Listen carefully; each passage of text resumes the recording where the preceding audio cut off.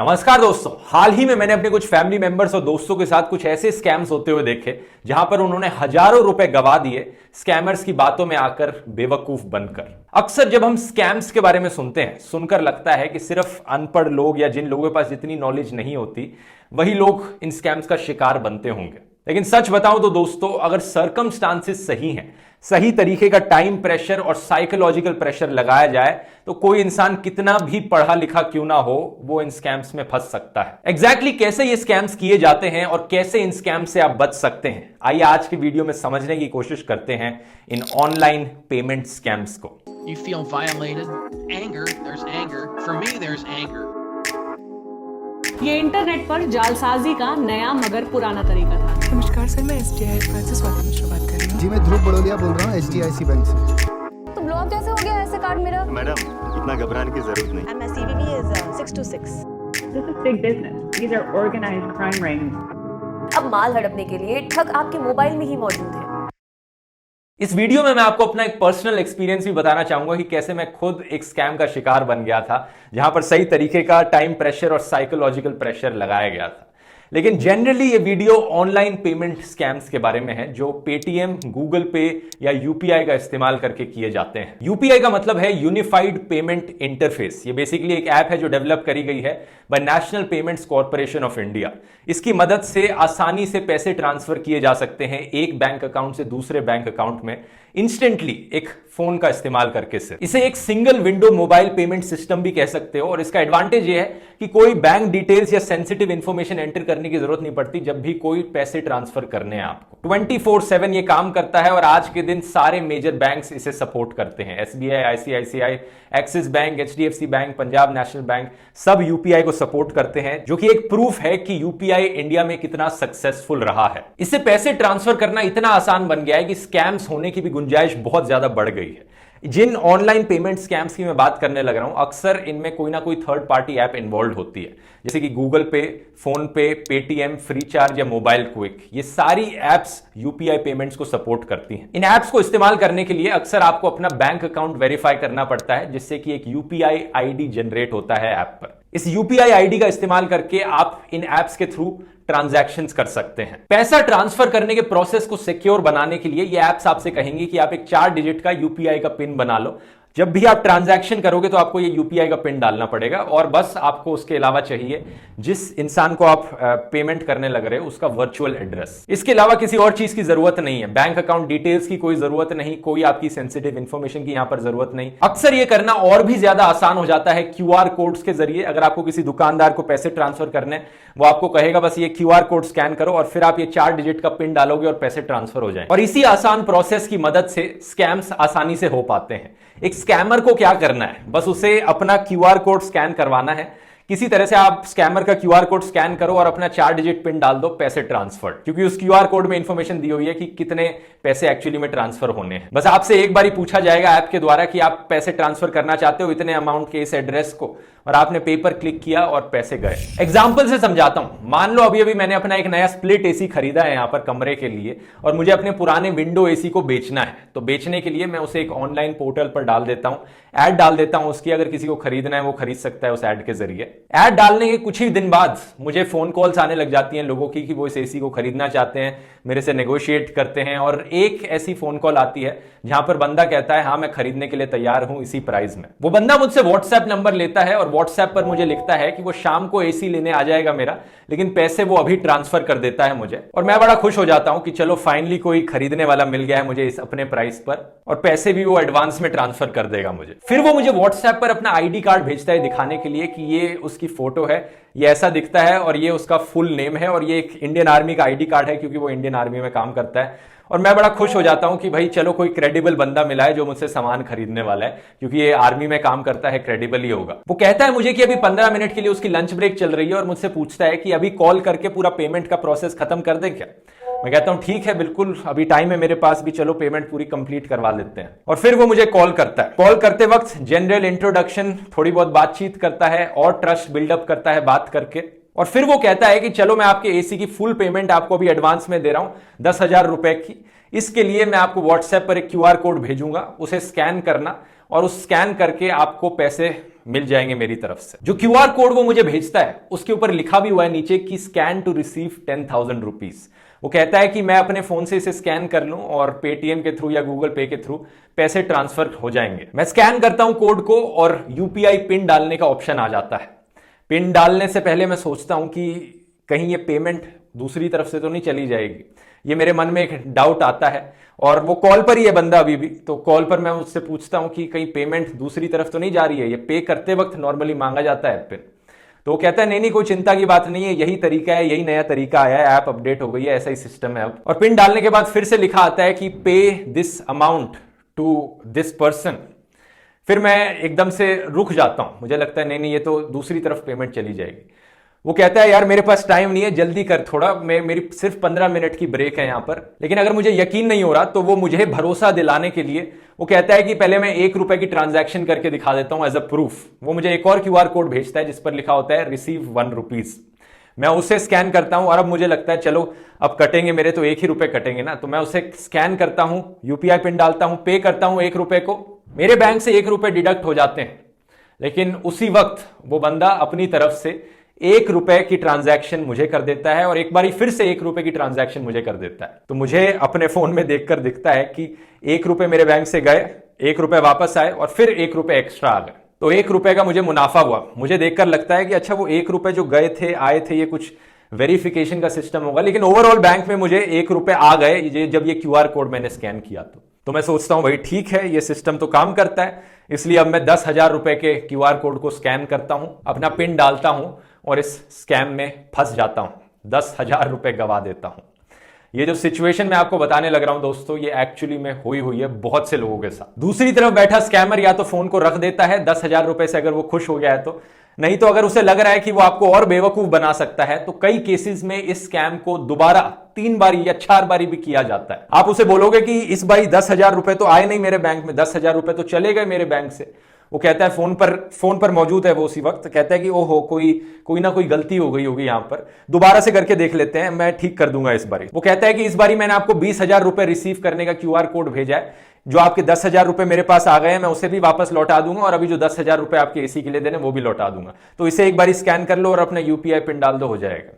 तो मैं फिर से उस पर भरोसा कर लेता हूं, स्कैन कर लेता हूं और इस बारी 20,000 रुपए मेरे बैंक से चले जाते हैं। लिटरली यही चीज कितनी भी बार रिपीट करी जा सकती है, 2 से 3 बारी आमतौर पर यह करी जाती है, लोग बेवकूफ बनते रहते हैं। इस सिचुएशन में दोस्तों एक पढ़ा लिखा इंसान भी बेवकूफ बन सकता है और इसके पीछे 2 मेन रीजन। पहला है टाइम प्रेशर। जो स्कैमर है वो आपसे कॉन्स्टेंटली फोन पर बात करने लग रहा है और कहे जा रहा है कि उसके पास सिर्फ इतना ही टाइम है, वो जल्दी में है अभी और जल्दी से इस पेमेंट को खत्म करना चाहता है। और आपके ऊपर भी टाइम का प्रेशर है कि आप किसी चीज को बेचने लग रहे हो, आपको एक अच्छा ऑफर मिल रहा है यहां पर, तो आप जल्दी से जल्दी इस डील को खत्म करना चाहते हो। दूसरा और भी ज्यादा खतरनाक रीजन है साइकोलॉजिकल या सोशल प्रेशर। उस स्कैमर ने आपके साथ ट्रस्ट बिल्डअप किया, आपको भरोसा दिलाया अपना फर्जी आर्मी का आईडी कार्ड दिखाकर, जिसे देखकर आपको लगता है कि अच्छा ये तो आर्मी में काम करने वाले ऑफिसर हैं, इनके साथ ज्यादा सवाल नहीं करना चाहिए, इनकी एज भी मुझसे ज्यादा है तो ज्यादा आर्ग्यू भी नहीं करना चाहिए मुझे इनके साथ, क्योंकि हो सकता है इन्हें ज्यादा पता हो। एक सोसाइटियल प्रेशर रहता है, सोशल प्रेशर रहता है जब आप किसी ऐसे इंसान के साथ बात कर रहे होते हैं जो आपकी नजरों में आपसे थोड़ा ऊपर होता है। और अगर आप इस चीज से कन्विंस्ड हैं कि दूसरे वाला इंसान एक आर्मी ऑफिसर है, एक ज्यादा एज का इंसान है, तो शायद आप ज्यादा झगड़ा नहीं करना चाहेंगे उनसे। इवन दो आपको इस चीज की बेसिक नॉलेज है कि किस तरीके से पेमेंट सिस्टम्स काम करते हैं, लेकिन आपको अपनी बातों पर ही डाउट होना शुरू हो जाता है, क्योंकि दूसरा वाला इतने कॉन्फिडेंस से बोलता है, इतनी क्रेडिबिलिटी के साथ बोलता है, या फिर टाइम प्रेशर के अंदर आकर आप अपनी नॉलेज को अनदेखा कर देते हैं। कई अर्बन एरियाज में रहने वाले लोग, ट्विटर पर कई ब्लू टिक वाले लोगों ने भी लिखा था कि वो इन स्कैम्स का विक्टिम बन गए। इनफैक्ट एक सिमिलर केस हुआ था दिल्ली के चीफ मिनिस्टर अरविंद केजरीवाल की बेटी के साथ भी। रिपोर्ट किया गया था कि OLX जो ऑनलाइन प्लेटफॉर्म है, वहां पर वो सेकंड हैंड सोफा बेचने की कोशिश कर रही थी। सिमिलर तरीके से स्कैमर ने प्रिटेंड किया कि वो सोफा खरीदने में इंटरेस्टेड है, कहा कि मैं खरीदूंगा इस सोफे को, मैं अभी पेमेंट ट्रांसफर कर रहा हूं, QR कोड दिए। उन्होंने स्कैन किया इस QR कोड को और पैसा एक्चुअली में आने की जगह बैंक से निकल के चला गया। और यह स्कैम भी अपेरेंटली 2 स्टेजेस में हुआ था, जहां पर पहले 20,000 रुपए निकले और फिर 14,000 रुपए निकले।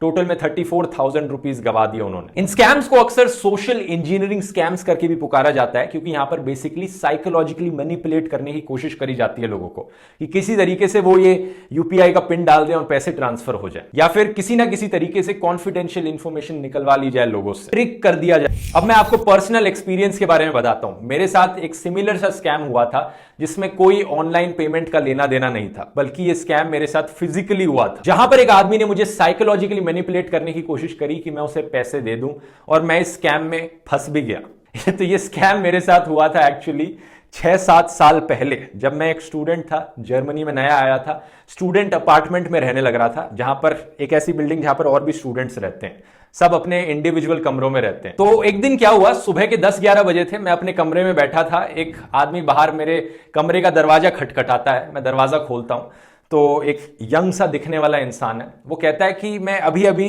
सेम फ्लोर पर 2 कमरे छोड़कर साइड में मूव इन हुआ हूं, अपना सामान शिफ्ट करने लग रहा हूं उस कमरे में। और ऑनेस्टली बताऊं तो ये बड़ी आम बात थी, एक स्टूडेंट अपार्टमेंट में कॉन्स्टेंटली स्टूडेंट्स छोड़कर जाते रहते हैं, नए स्टूडेंट्स आते रहते हैं, तो मुझे हमेशा खबर नहीं होती कि इस फ्लोर पर कौन कौन नया आया है, कौन कौन पुराने लोग रहने लग रहे हैं, ये चलता रहता है। तो मैंने उससे पूछा कि कौन से कमरे में मूव इन हो रहा है वो, तो उसने 2 दरवाजे छोड़ के एक कमरे की तरफ पॉइंट आउट किया। मुझे नहीं पता था उस कमरे में उस वक्त कौन रहने लग रहा था। वो कहता है इस कमरे में मैं मूव इन करूंगा। उसने कहा उसे थोड़ी अर्जेंट मदद चाहिए मुझसे, वो मुझे थोड़ा दरवाजे से साइड में लेकर गया, खिड़की सी थी, खिड़की से नीचे पॉइंट आउट करके दिखाता है कि ये उसकी गाड़ी खड़ी है यहाँ पर, उसकी गाड़ी में पेट्रोल खत्म हो गया, वो सामान शिफ्ट कर रहा था अपना। उसने कहा उसमें बस इतना सा ही पेट्रोल बचा है कि वो साइड वाले पेट्रोल पंप पर जा सके। उसने कहा क्या प्लीज मैं उसे 50 यूरो दे सकता हूं कि वो अपनी गाड़ी में जाकर पेट्रोल भरा लाए, क्योंकि वो अपना वॉलेट पुराने अपार्टमेंट में भूल गया जहां से वो सामान शिफ्ट करने लग रहा है। तो अभी उसके पास कोई पैसे नहीं है और वो ड्राइव करके अपने पुराने अपार्टमेंट तक भी नहीं जा सकता, क्योंकि गाड़ी में पेट्रोल नहीं है उतना वापस जाने के लिए। तो उसने कहा अभी बस कुछ अर्जेंट थोड़ा सा पेट्रोल डलाना है मुझे गाड़ी में, ताकि मैं वापस जाके अपना वॉलेट ले पाऊं, और जब मैं वापस यहां पर आ जाऊंगा ऑब्वियसली सामान शिफ्ट कर दूंगा, तो 2-3 घंटे में मैं ये 50 यूरो लौटा दूंगा। मैंने सोचा कि ठीक है, मतलब सुनने में तो लेजिट लग रहा है, क्या हो सकता है, यहां पर नया बंदा मूव इन किया है, स्टूडेंट जैसा ही दिख रहा है, तो इसे दे देने चाहिए 50 यूरो। लेकिन फिर भी मुझे लगा कि ऐसे अनजान आदमी को 50 यूरो देने शायद ठीक नहीं होंगे। वैसे 50 यूरो 4,000 रुपए के बराबर होते हैं। तो मैंने उससे कहा अपना कोई आईडी है या फोन नंबर है जो मुझे दे सकता है एज अ प्रूफ मैं रख पाऊं। तो उसने कहा आईडी तो नहीं है, क्योंकि वो वॉलेट तो घर में भूल आया है, लेकिन फोन नंबर वो मुझे अपना जरूर दे सकता है। तो उसने मुझे अपना फोन नंबर दे दिया, मैंने उसे लिख लिया और फिर मैंने उसे वो 50 यूरो दे दिए। उसके बाद वो आदमी कभी भी मुझे अपनी जिंदगी में दिखा ही नहीं। मैं जब अपने दरवाजे से बाहर निकलकर 2 दरवाजे साइड वाले कमरे में गया, खटखटाया, तो पता चला कि वहां पर कोई रहता ही नहीं था। अभी के लिए वो खाली पड़ा था अपार्टमेंट। फिर मैंने फोन नंबर देखा जो इसने मुझे दिया है, फोन नंबर पर डायल करने की कोशिश करी तो पता चला कि ये फोन नंबर एग्जिस्ट ही नहीं करता। अब बाद में सोचकर मुझे लगता है कि कितनी बड़ी बेवकूफी थी एक अनजान आदमी पर ऐसे ट्रस्ट करना, लेकिन सोचकर देखिए यहां पर किस तरीके का एनवायरनमेंट उसने क्रिएट किया, ऐसे सर्कमस्टांसेस क्रिएट किए जिससे पहले तो टाइम प्रेशर आया और ऊपर से साइकोलॉजिकल और सोशल प्रेशर आया मुझ पर कि नए स्कैम में फंस जाऊं। उसने एक तरह की अर्जेंसी क्रिएट करी, जो ये सारे स्कैमर्स भी करते हैं ऑनलाइन पेमेंट वाले, कि मुझे सोचने का ज्यादा टाइम ना मिल पाया। उसने कहा बड़ी अर्जेंट मुझे चाहिए था, उसके पास ज्यादा टाइम नहीं था, वो जल्दी में दिख रहा था। दूसरा, उसने एक ऐसा सोशल प्रेशर क्रिएट किया कि ये तो 2 कमरे बगल में ही रहने वाला एक स्टूडेंट होगा, तो मैंने सोचा मेरे जैसा ही कोई इंसान होगा, ट्रस्ट कर सकता हूं मैं उस पर, और सेम बिल्डिंग में रह रहा है, ट्रस्ट कर सकता हूं, फोन नंबर दे रहा है, ट्रस्ट कर सकता हूं, बाहर गाड़ी खड़ी हुई दिख रही है इसलिए ट्रस्ट कर सकता हूं। और फिर यही हुआ इसका रिजल्ट, जैसा मैंने कहा। तो अब सवाल ये उठता है कि इन सारे स्कैम से आखिर कैसे बचा जाए।